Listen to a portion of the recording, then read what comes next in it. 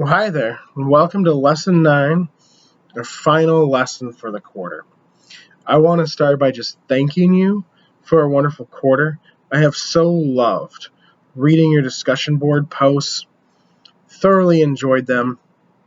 I know it's not quite the same as if we were meeting in person in a brick and mortar classroom, but just being able to read your thoughts about these texts, seeing you engage with your fellow students, and then being able to actually dialogue with you when I read and grade your papers.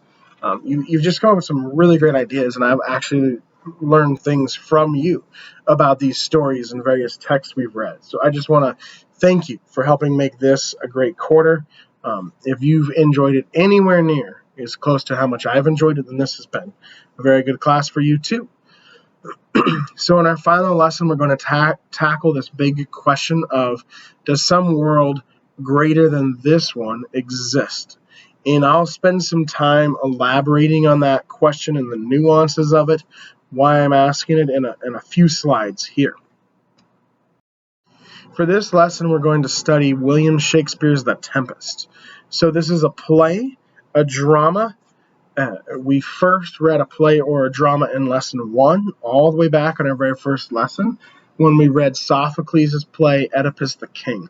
So this will be our second foray into drama, and I think drama is a really good opportunity for us as a genre because it lets us read a text that's a little bit longer, a little bit more complex than a lot of the stories we've read, but not as long as reading a whole novel. There are quarters where I've taught this class and assigned novels. I considered it for this quarter, but with the course being online, I didn't want you to have to take on too much reading. And so maybe one day again I'll teach it with a novel, but I really like the text we've picked this quarter. I get the impression you've enjoyed them too. And this play is just a wondrous, magical play that has tragic elements to it too, but offers so much. I read in one article that the word wonder or a synonym appears for it on nearly every page. And so we've read some dark text, some challenging things. I wanted to end with a text that was equally challenging but offered us some hope, some optimism. This was Shakespeare's last play. Scholars debate that a little bit, but I'm in the camp of scholars who agree that this was the final play Shakespeare wrote, and I believe he wanted to end his career on a note of hope. And so what better way to end our class than by reading the best-selling author of all time and the play he chose to be his hopeful farewell. So I hope you enjoy it as much as I do. And you have here the scene of the shipwreck. I chose for our course image on Canvas a different scene of the shipwreck, but for the PowerPoint here, I chose the one of Miranda looking out on the shipwreck, which just shows so much of the interaction between the world of the island and the world outside it, and how the merging of the two and how they influence each other. That all ties into what the play teaches us. So I'm really excited to discuss it with you. And of course, this play, like all of Shakespeare's plays, has many famous lines, but the most famous being what Miranda says, "Oh, brave new world that has such people in it." So we'll talk about the significance of this line and what it means, along with many other things. Very excited to start this discussion with. So before we dive farther into the lecture, I want to talk a little bit about Shakespeare's background. Now, we know very little about his actual biography, but we know a great deal about the context, the culture, the world around him when he lived during what we call the Renaissance or early modern period in England. And so I'm going to kind of set the stage, if you will, for you, pun intended, of what it was like in Shakespeare's day so that you're kind of enmeshed in that world, because I think it will help you interpret and understand the play. So Queen Elizabeth ruled during most of Shakespeare's writing career, and they call this Renaissance or early modern or Elizabethan England. She was incredibly unique amongst the English monarchs. People consider the time when she ruled a time of great prosperity and freedom, and by all accounts that we have, she was just a great leader. So it was a good time to be an English citizen under her rule. One kind of interesting side note about her, I'm going to elaborate as I get further into the context to elaborate why this was such a good time in England. But one interesting kind of side note is she was the daughter of Henry VIII, and you've probably heard the story, the 6 wives of Henry VIII, and how many times he remarried trying to procure a male heir. He never did, at least not one who was able to take the throne, and so Elizabeth ruled after him. But the aftermath of his much less prosperous rule, influenced her time and her reign, and is part of the reason why, by contrast, she was such a good leader. So I'm next going to go over some of the really important events that happened during this time period that really informed that context in which Shakespeare is writing. One of the biggest of the events was the Protestant Reformation. And just real briefly, what happened is you had, after the fall of the Roman Empire, almost 1,000 years before this, you had Christianity in the specific form of Catholicism dominating Europe, and much of the authority, even governmental authority, under the rule of the Pope from the Vatican. There were a lot of abuses in the Catholic Church. As always, when someone has that much power, there's corruption, to the point where some of the popes, known today as the Borgia popes, they were like mobsters, essentially. They were running drugs and gambling and prostitution, all kinds of horrible things. And so there was obviously a call for reform, hence the word Reformation. And really the biggest call for reform, there were some earlier ones through famous writers like Dante, who wrote Dante's Inferno, but the biggest call to reform was from a German monk named Martin Luther, who saw the corruption in the Catholic Church. But not only that, because he was a monk, he was reading the Bible, and he saw how the corruption in the church did not match up with the Bible's view of church government and church leadership, and had the epiphany that even though he was able to read the Bible because he was a monk, the average person, the everyday person, did not have the opportunity to read the Bible. So they wouldn't necessarily know about the corruption to begin with, but even if they did not know, that it went against what the Bible said, because the popes could just add things to the Bible. And so what Luther did was work really hard to translate the Bible into Latin, into German, and to get it into the hands of the people. And that was his means of fighting corruption. And it worked to the extent that an entire new branch of Christianity broke off from from Catholicism, and we had the birth of Protestantism. And so this was a huge deal because it led to new waves of religious freedom throughout Europe. So very important, because that authority of the Pope was broken. And so you had more individual government and leadership in the European countries. One side effect of this, though, was that now that monarchs, rulers like Henry VIII and Elizabeth I and others, were no longer under the authority of the Pope, they could make themselves into not just governmental authorities, but religious authorities in their own countries. So this led to, coincidentally or accidentally, as kind of a side effect, led to different forms of abuse. One example being that Henry VIII, wanting to divorce his first wife, believing that it was her fault that he couldn't procure a male heir, broke with the Catholic Church, founded the Church of England, which was essentially Roman Catholicism, but with divorce allowed for certain people, like monarchs such as him. And so you had kind of another abuse of power that emerged, and that legacy followed Elizabeth when she took the throne. But Elizabeth there was tension, obviously, between Catholics and Protestants throughout Europe after this, but Elizabeth allowed for a great deal of religious freedom during her time. And so that sense of freedom, but also the tension between Catholics and Protestants, informs much of Shakespeare's writing. Another important event is the Spanish Empire and the Spanish Armada.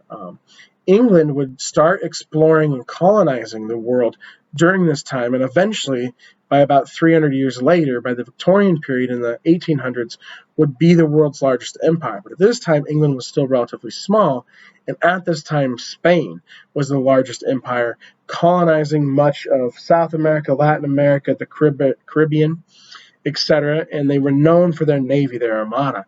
But England actually fought off Spanish invasions several times during Elizabeth's rule just before Shakespeare was writing. And so Elizabethan England then solidified itself as a small but heroic Protestant nation, kind of this new fledgling little but powerful, successful, uniquely Protestant nation in the wake of the Protestant Reformation and all of these sweeping changes throughout Europe. And so it was a very unique space for England. They felt very successful, as I've mentioned, but they also felt that that peace was kind of tenuous because Spain was so powerful. Would they be victorious next time? And so that interesting position of being powerful but vulnerable was essentially the position of Shakespeare's country at the time he was writing.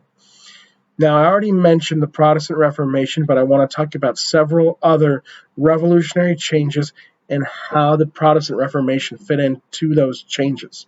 So another one was the invention of the printing press, which is very, very important because instead of handwriting text, you can now print them.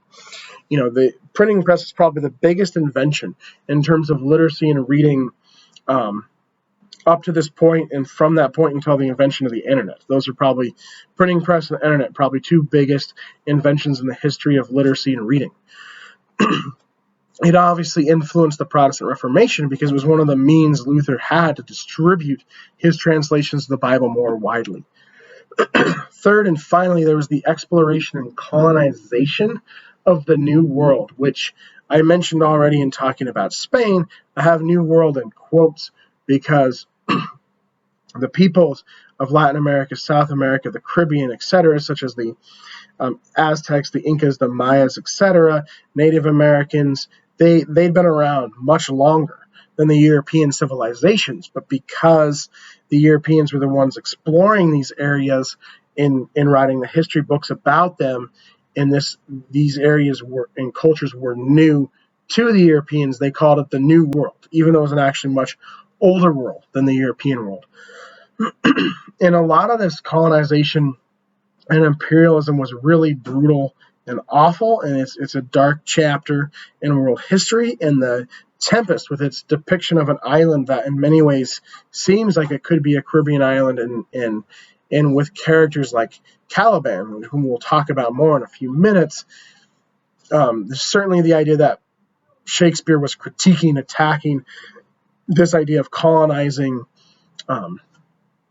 parts of the world that seemed perhaps in the minds of Europeans or Britons more backward or primitive than themselves.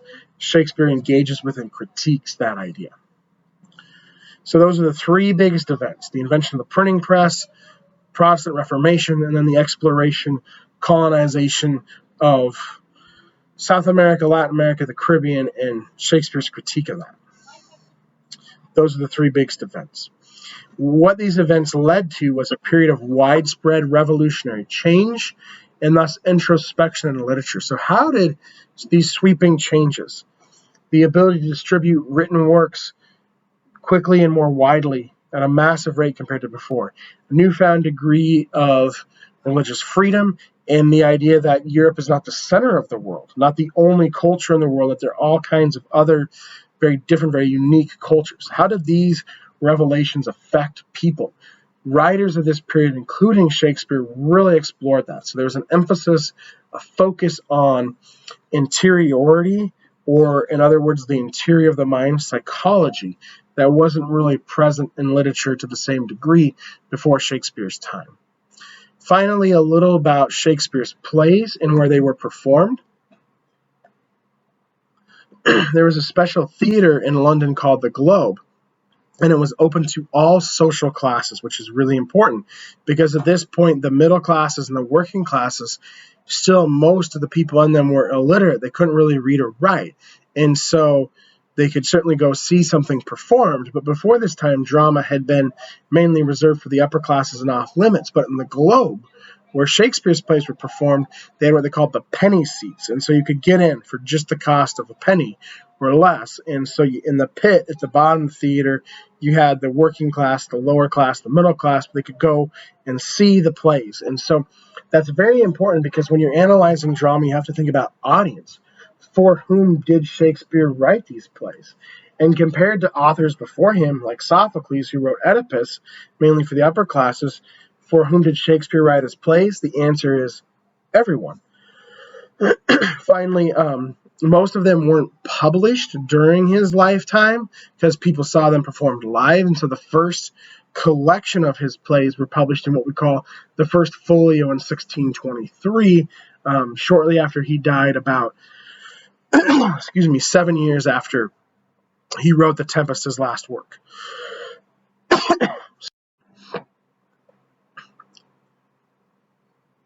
So the big question, usually I go over the question that's guiding our analysis of the text at the start of the lecture.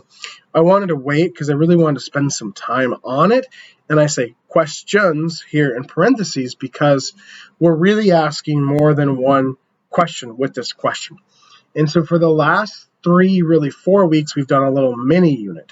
As I said, starting in lesson 6, and I've mentioned each time, with the second half of the quarter, we're shifting our focus from horizontal, where in the first half of the quarter, we focused on other people, the suffering they experienced, and how we engage with them.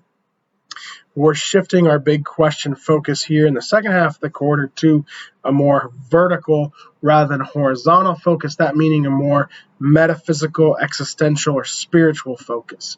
Instead of asking how do we relate to people, we ask questions like, why are we here? What is our purpose? Does something greater than ourselves exist? We started with a discussion of evil because I think that's one of the hardest things for people to reconcile with. How and why does evil exist? But the last 3 weeks, we focused more specifically on kind of a mini unit within the vertical unit. That is what is the next step for the human race? And so within this question of where do we go after this? What do we do next? There's some sub-questions. Does someone greater than ourselves exist? I feel like we really engaged with that question last time when we read A Simple Heart, or Un Cor Simple, as well as Rainer Marill's poems, being able to read about human-animal interactions and how something we see as lower than ourselves, usually animals, point us to something larger than ourselves. I thought that was just a great way to engage with the very important question of does someone greater than ourselves exist? Today's question would be sub-question 2 under what is the next step for the human race? Does some world greater than this one exist? So you have, in creation, you have basically two things, right? Human beings and the world around them. And so in lesson 8, we were able to ask, does someone greater or something greater than human beings exist, and explore that. Now, part 2 of that in lesson 9 here, the world around us. Does some greater other world than this one exist? Pardon my misspelling and my bad proofreading. And I think The Tempest, as you'll see on the next slide, it immediately from the outset has two worlds, because you have Milan and you have the island. So it already, just from like the first page, from the get-go, really engages with this question. But then it's a text that explores the world around us, how we engage with it, and really asks over and over again, is there something more? If so, what does it look like? Brave New World. It really explores this question. And so this is the reason why we're ending the quarter with this text. Now, before we move on, there's a third question here, which is, if so, if there is a world greater than ours, how do we get there? And I actually addressed that 2 lessons ago in lesson 7 when I first asked what is the next step for the human race, because I feel like if there is a world greater than this one, hypothetically, then Revelation by Flannery O'Connor and Sonny's Blues by James Baldwin really engage with and ask and try to answer, how do we get there? So there's a question here and how do we get there that you can have in the back of your mind as we explore the question, does some world greater than this one exist? So you can keep really all three of these questions, but primarily those last two in your mind as we read. If you've ever wondered these things, as I often have, then I think The Tempest, gives you some possible answers, or at the very least, some great methods for grappling with and working through these questions, which is, as always, our goal for the class.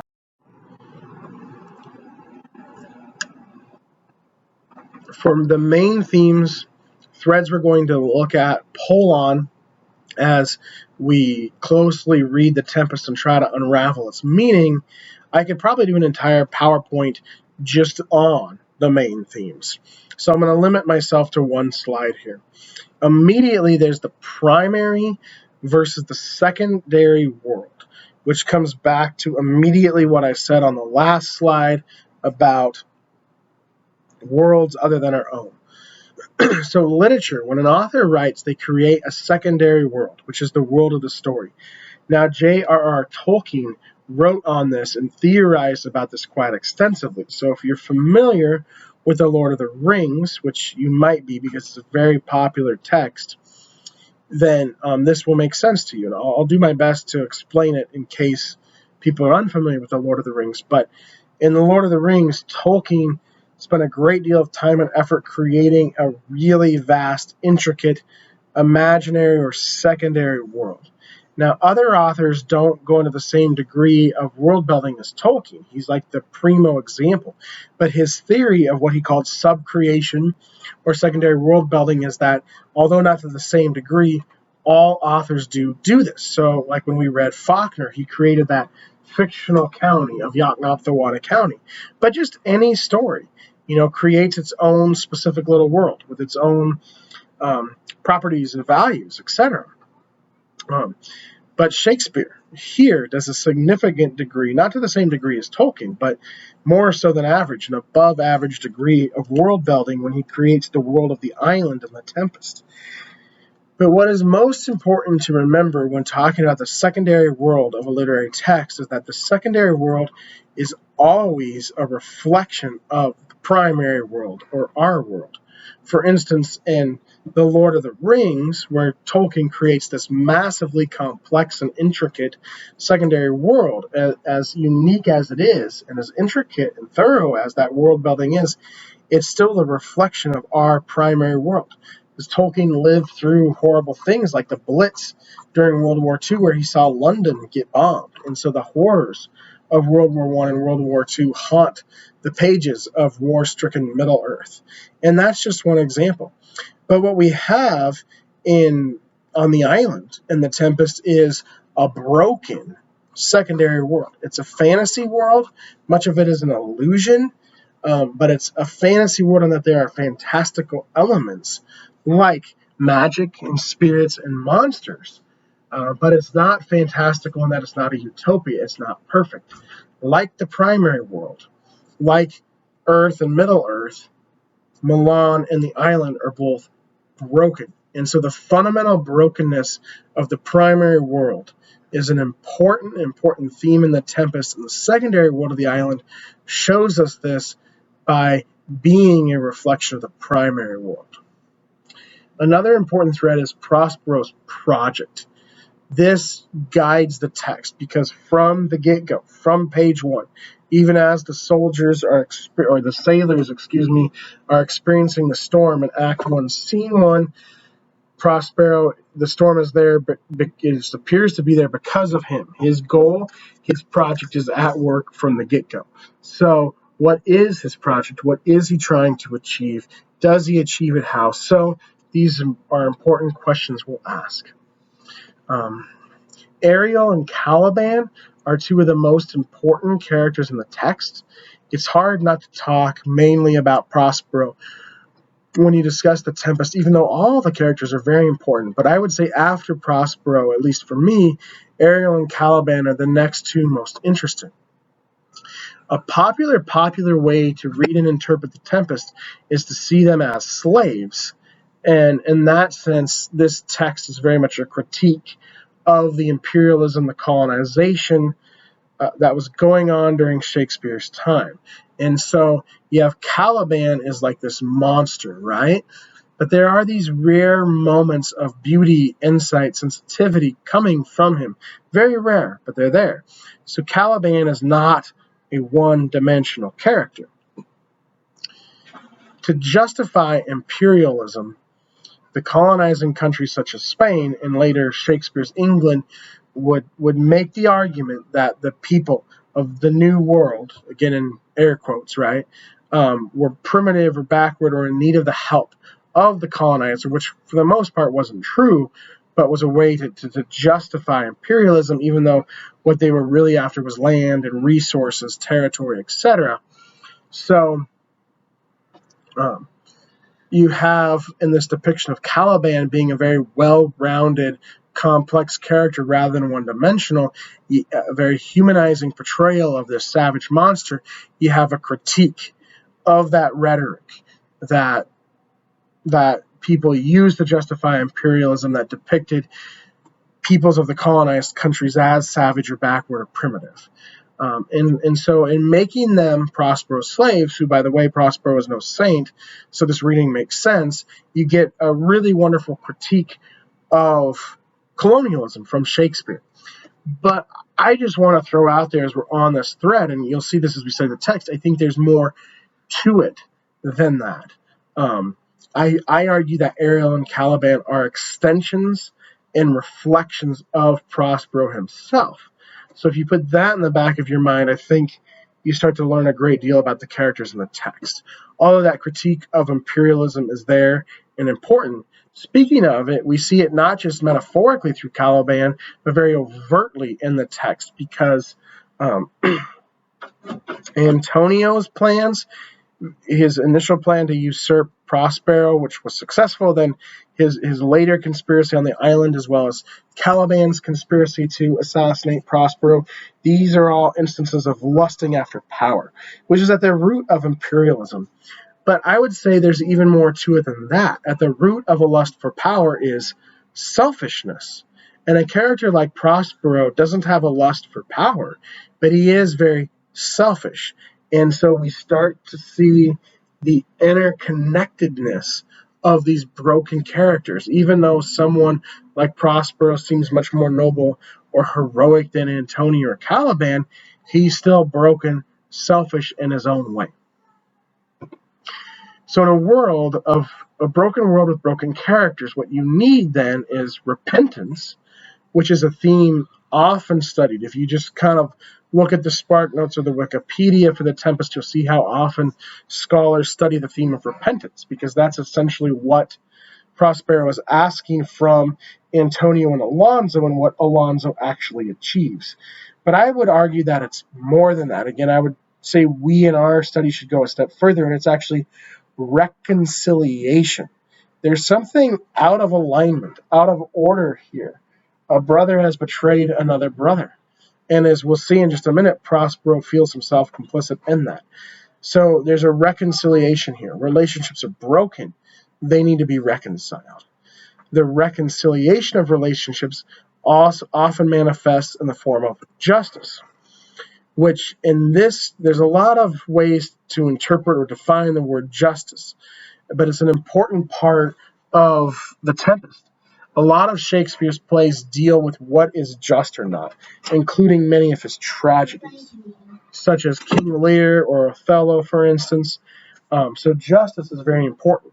But what is justice? To connect it to thread number 5, I argue that in the Tempest, it's the restoration or reconciliation of what is out of order. And what is the means that brings about the justice, the reconciliation that happens at the end of the Tempest? Magic. Prospero brings the noblemen to the island through the storm, which is his magic, and then he sets them up in very specific situations on the island throughout the play. He works so much through his magic, but his magic fails at times. He can do everything he can through his magic to put Miranda and Ferdinand in a situation where they fall in love with each other, but he can't actually take that final step and force them to fall in love. They still have to fall in love of their own volition, and they do. So it's interesting that magic does so much to bring about justice, to bring about the restoration or reconciliation of order, but it doesn't take it all the way. So we have to think about that. And another question we can think about on the subject of magic, which I love the subject of magic because it makes us play cool and fun and interesting, is the title of the play, The Tempest, right? The Tempest itself the appearance of it brings the noblemen to the island so the action of the play can be set in motion. But that seems like a fairly small detail. Not too small, but not the most important detail. So why name the play that? Is there more to that meaning of the title? Is it just referring to the tempest from Act 1, or is it referring to some kind of perhaps larger tempest? And why would Shakespeare choose it for the name? So because the literal tempest in Act 1 is kind of like a product of the magic, that's how I get to this question in talking about magic. But it's a question that'll be an option for the discussion board that you have to, continue to think about as we study. Finally, breaking the fourth wall. This is a really fun term to refer to when a text is self-reflexive, aware of the fact that it is literature. And so if you've seen the Deadpool movies as an example, those break the fourth wall because Deadpool knows he's a character in a comic book or a movie and he talks about it. That's part of the fun. Similarly, part of the fun here, Prospero talks about the play itself and his epilogue. And those last 20 lines, his epilogue, are the most important lines of the play. But there he addresses the audience and his relationship as a character in the play with the audience. So he breaks the fourth wall there. We'll talk about why that final epilogue is so important. We'll read it aloud and analyze it in a few slides. Finally, what is the Brave New World, right? Miranda calls it a brave new world. Brave new world with such people in it. What does she mean by that phrase? I think more than what we probably typically think of with the word brave. So what is that world? We have to talk about that. And I'll just add here, I ran out of room on the slide, but when we talk about what this brave new world would look like, what it would be, I think there would be an idea of freedom. Many characters are in captivity throughout the play. Prospero is imprisoned on the island. He then imprisons people through his magic to work out his project, but he sets them free at the end of the play, and in that final epilogue, he asks us, the audience, through our clapping, to set him free. So a captivity-freedom dynamic is really important here. Again, the reason I didn't give it its own bullet point is I think one characteristic of this brave new world would be freedom. But what does that mean? How does this place specifically define freedom? And why is that definition important for us thinking through our own lives? I always want to get at the practical application, the so what factor. What do we learn from reading a literary work that we can put into our own lives? I think The Tempest teaches us a great deal in this regard, but the most important lesson is what freedom looks like in a brave new world.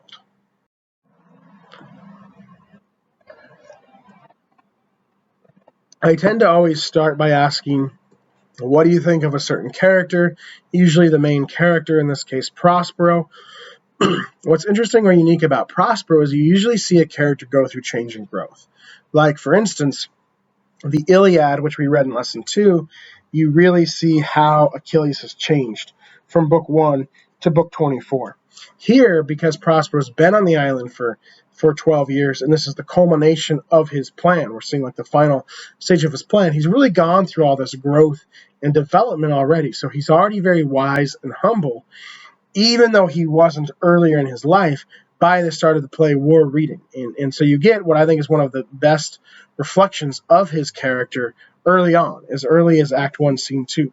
But there he says in a very important passage, I pray thee mark me, I, thus neglecting worldly ends, all dedicated to closeness and the bettering of my mind, with that which, but by being so retired, overprized all popular rate, in my false brother awaked an evil nature, and my trust, like a good parent, did beget of him a falsehood in its contrary as great as my trust was, which had indeed no limit, a confident sans bound.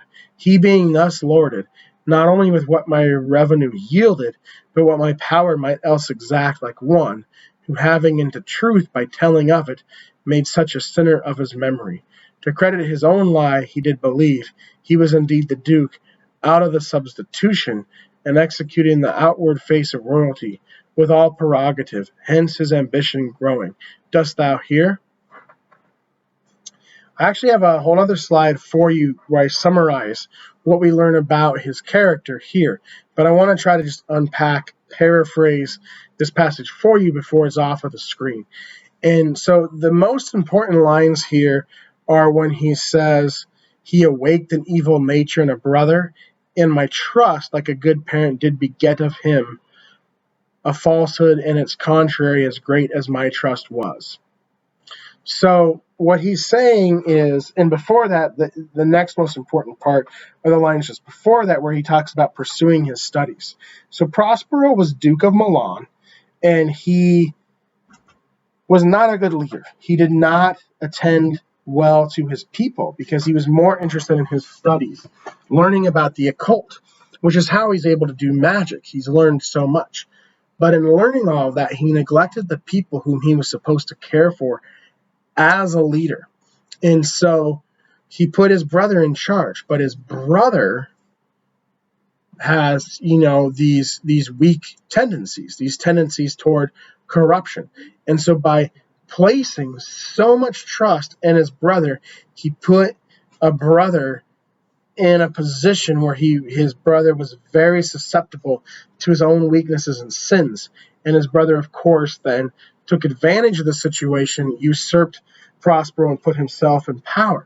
What's interesting is Prospero has enacted this project to get essentially justice. I wouldn't say vengeance, but justice on his brother. He wants to be restored as Duke, to get things put back properly where they belong. So he could very, very easily blame his brother for taking advantage of him here, but instead he sees more his own sin, that he awaked an evil nature, that he begat his brother's falsehood and treachery. He sees that if he had taken better care of his people, his brother would not have even had the opportunity to do this. So he's got a plan in place to fix things, but it's not vengeance because he sees his own fault just as much as his brother's. He needs to set it right, but that does not mean that he needs to wreak vengeance or that it was entirely someone else's fault.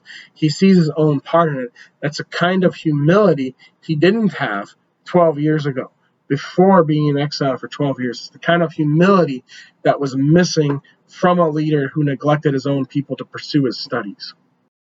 So to sum up, he recognizes his own failings. His pursuit of his studies led to neglect of his people. He recognizes the universal brokenness of humankind. His trust in his brother begat or created, gave the opportunity for his brother's treachery. He put too much trust in his brother and neglected his own duties. And that created the situation where his brother could be treacherous. And so it shows, as I said, the universal brokenness of humankind. This is a good example of the thread I talked about a few minutes ago, where both the primary and the secondary world are broken worlds. If Prospero wanted to create a fantasy island where there was no brokenness, he would be neglecting his own broken state and his own complicity in the tragedy that happened. But he doesn't do that. The island has brokenness. It has Caliban. It has his treatment of Caliban, Caliban's tendency. So the island is not perfect. Similarly, he's not perfect. He's culpable as well for the tragedy that took place in Milan. Both he and his brother, not just his brother, have sinned. So it's not just that certain people are broken or evil or corrupt. All of humankind is broken, is what Prospero is teaching us in this passage. Furthermore, we see a tension between Prospero's role in or duty to society and his own desires and pursuits. So a leader has to be self-sacrificial. A leader has to die, essentially, to their own desires to successfully lead other people. Prospero didn't do that. He only pursued his own desires. but he's in a position of leadership again because he's the leader of the island, and he's orchestrating all the events of the story. So he has essentially a second chance. And what we see from Prospero in the story is much more sacrificial or servant leadership than he displayed 12 years ago when he, like he says, created the problem. So I ask then, a question that arises from this is, what are the important differences between Prospero's earlier project when he was Duke of Milan and his current project that he is enacting on the island? And I would say the primary difference is his humility, and that in this second project on the island, even though there's some benefit to him potentially, he's helping other people. He's finding a husband for Miranda, and he's educating her, and he's helping Alonso grow and giving Alonso a chance to be redeemed, and he's removing his corrupt brother from power and resuming that role himself, which could seem to serve him. But as we said before, that's not really what he wants to do. That's what he knows he has to do. And so this is very sacrificial or servant leadership compared to his earlier leadership when he failed his people. Moving right along, we've looked at Prospero. Let's look at the island itself. So it's full of magic. It's fantastical, right? Going to do that primary, secondary world comparison here, but I also ask, what are its limits? Because the island also is broken. It's not perfect, even though there is magic and wonder there. And so here's a quote from Prospero about it. This is much later in the play. This is where there's the play within a play, which is kind of the prelude to Ferdinand and Miranda's betrothal, and it gets interrupted when Prospero remembers there was a murder plot against him by Caliban and Stefano and Trelonco, which is interesting that he got so caught up in what was going on, he actually forgot there was this conspiracy against him here, so he pauses the play within a play, and this is what he says when he pauses the play within a play. Our revels now are ended, these are actors. As I foretold you, we're all spirits, and are melted into air, into thin air, and, like the baseless fabric of this vision, the cloud-capped towers, the gorgeous palaces, the solemn temples, the great globe itself, ye, all which it inherit, shall dissolve. And like this unsubstantial pageant faded, leave not a rack behind. We are such stuff as dreams are made on, and our little life is rounded with a sleep. So he's like immediately talking about the pausing or the stopping of the play within a play, but then he expands this out. The great globe itself, ye, all which it inherits, shall dissolve. Shakespeare's plays were performed in the Globe Theater, and many scholars believe, and I agree, that Prospero represents Shakespeare himself in his retirement, essentially from writing, because at the end of the play, as you well know, Prospero gives up his magic. And so this could definitely be a reference to Shakespeare's theater, and I think it is. But dialogue in literature operates on more than one level at the same time. So on one level here, he's talking about the play within a play that's ending. On another level, he's talking about the theater where his plays were performed, because he's going to stop writing plays. But on a bigger scale, I think he's talking about the end of the world. Because 2 lines later, he says, and like this insubstantial pageant faded. So the insubstantial pageant faded is the play within a play. That's the play within a play is the unsubstantial pageant, and it's fading, it's ending. But he says, and like this. So he's alluding to the idea that much more is ending than the play within a play. And the great globe itself, I think, is this world. Here's where we really get into the big question for our study. Is there a world greater than this one? I think Prospero is arguing yes. I think he's arguing that this world will give way to something greater, right? Just like the play within a play will give way to the play itself. The ending of Shakespeare's career will give way to the next act, the next phase of his life. Right, retirement. The island is magical. It's wonderful, but he doesn't stay there forever. He goes back to Milan, back to his duty. So even that wonder ends. Things end and give way to something greater. So if we're following that train of thought, why wouldn't the world itself end? And why wouldn't it not give way to something greater?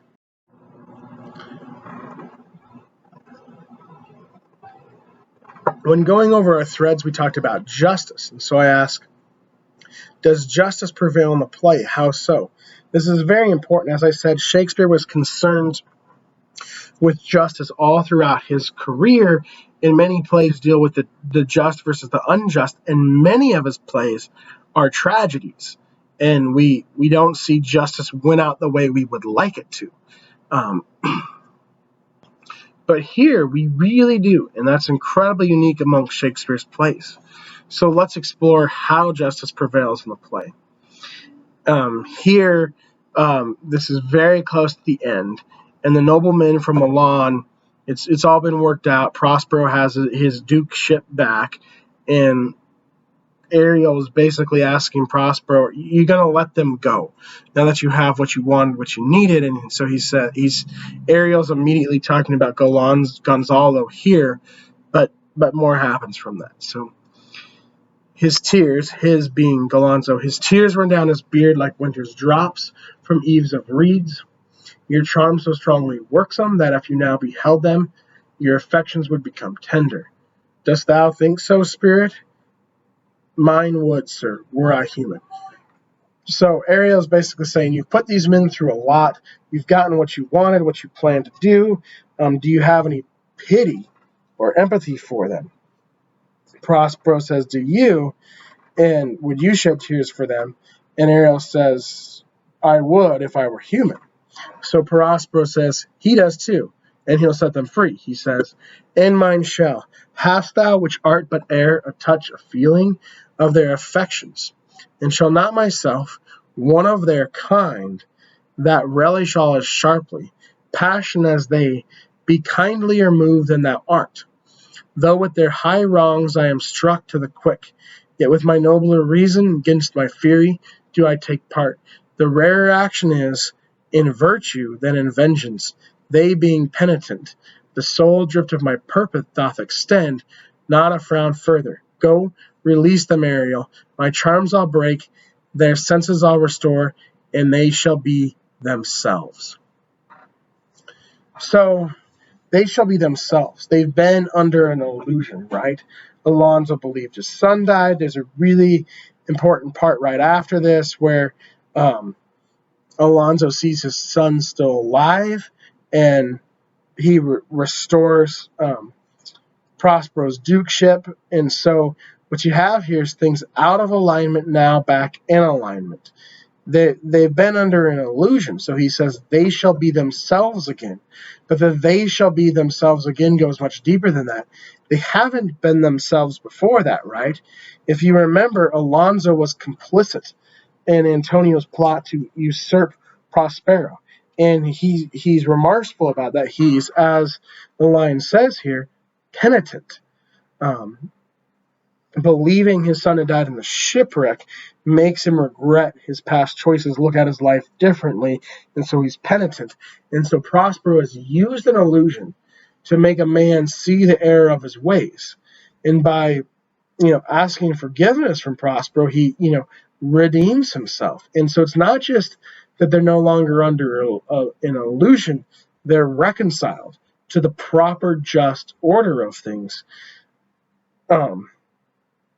Alonzo, who's essentially a good man who made a mistake, is allowed to be able to be penitent for that mistake now. Things are going back into order. And so Prospero chooses virtue rather than vengeance and does feel pity for them. And so this is the restoration of what's right. Alonzo is penitent and redeemed. He learns his son is still alive. Prospero is restored to his position of duke. The things that were out of alignment are back into alignment, so justice prevails. They are themselves once again. And so you could argue in a sense that Alonzo, Gonzalo, those men are free after that, after Prospero releases them from his spell. But Prospero himself and his epilogue, which we're now going to look at in the final 20 lines of the play, claims that he himself It's not free unless we, the audience, do something. So, how does the Tempest define freedom? And if I had to pick one word to describe the Tempest, say sum it up in not just one sentence, but one word, I would choose freedom. And it's the last word of the play. So let's see what Prospero says there. Now my charms are all o'erthrown, and what strength I have's mine own, which is most faint, not 'tis true, I must be here confined by you, or sent to Naples, let me not, since I have my dukedom got, and pardon the deceiver dwell in this bare island by your spell, but release me from my bands with the help of your good hands. Gentle breath of yours my sails must fill, or else my project fails which was to please, now I want spirits to enforce, art to enchant, and my ending is despair, unless I be relieved by prayers, which pierces so that it assaults mercy itself and frees all faults. As you from crimes would pardon be, let your indulgence set me free. So he's essentially saying here that the audience watching the play is holding him captive, and that's why he breaks the fourth wall here. And he's saying, by applauding, with the help of your good hands, you'll set me free. And once he's set free, he can leave the island, go back to Milan, and return to his duty. And so this is very important. It's the completion of his project. His project was to be restored to his dukedom, to his duty, so he could do right by his people the way he didn't before. But there's this kind of magical thing happening where he's on the island. And so the magic, the world of the island, doesn't end and doesn't give way to the brave new world until the audience claps and sets him free. And so if we think of justice as the restoration of order, following what we saw in the previous slide, we can similarly see here how the result of that is freedom. Prospero would be doing the right thing if he goes back to Milan, serves as Duke, and does right by his people. But that is where he's supposed to be. That's his duty. So even though he'd be doing that duty, he'd be, in a sense, free in a way he was not when he was being selfish before, right? Because being selfish feels good. It feels great for a while because you're doing whatever you want. But eventually it starts to weigh on us. We start to feel guilty, remorseful, and so we're not truly free. But if we do what we know to be in the truth right, then we are truly free. And so that brave new world can then be a world where we are free, where we are reconciled to the right order of things. So, discussion board, one last time. I want to go back to the idea of empathy from lesson 1, which we talked about is really like the word pity, but I really mean empathy by being able to feel the pain other people are feeling and truly empathize, sympathize with them. Great works of literature bring this out through something we talked about in lesson 1 called catharsis, which is where you experience the emotions, often fear the characters are experiencing, but as the drama works those out and we see them vicariously, we sympathize with the characters. And so Prospero is fallen, he's broken, he's not perfect. There's some of Caliban in him, which means there's probably some of Prospero in you and in me, maybe some of Caliban in you and in me. So which character or characters do you most identify with in the play? How or why do you relate to them? And how does this impact your reading experience? Now that question I brought up with the title of the play, The Tempest, it obviously alludes to the storm from the opening act, but it could allude to much more. So why did Shakespeare pick it for the title? And if it does allude to much more, what else does it allude to? If we live in a broken world, then we're kind of always in a tempest. Just one hint, there's much more there. But when does the tempest then end? Ariel and Caliban, I said, are really important. So we can read them as Prospero's slaves, and I think there's a great critique of imperialism in there, but it's somewhat reductive. I mean, I love any chance we can critique imperialism, we should, and I'm glad Shakespeare does it, but I just think we can do even more. That's great, but it's a very horizontal kind of reading in the text, which is important and good, but we can go for that vertical reading. And so I've say here, basically interpret Ariel and Caliban however you want if you answer this question. But you can, if you want some suggestions, some things to think about, one theory I threw out there is that Ariel and Caliban are extensions of Prospero. How do they reflect two important sides of his character? Why is it important to think of Prospero in these two ways? So this kind of relates to the first question, but in the sense of Ariel is like the airy spirit, perhaps kind of like the good side of Prospero, and then Caliban is the darker, earthier side. And so we all have things that are good about us, but we also are all broken. We all sin. We all make mistakes. And I think what's great about The Tempest is it shows us a shot at redemption. And Caliban is not a one-dimensional character, and he promises to be good. Prospero has this great humility we've seen, but he was not perfect, and he still is not perfect. And so I think that is really, in addition to the critique of imperialism, what Shakespeare's trying to teach us through Ariel and Caliban. But I think there's a lot more there that you can go into on the discussion board as well.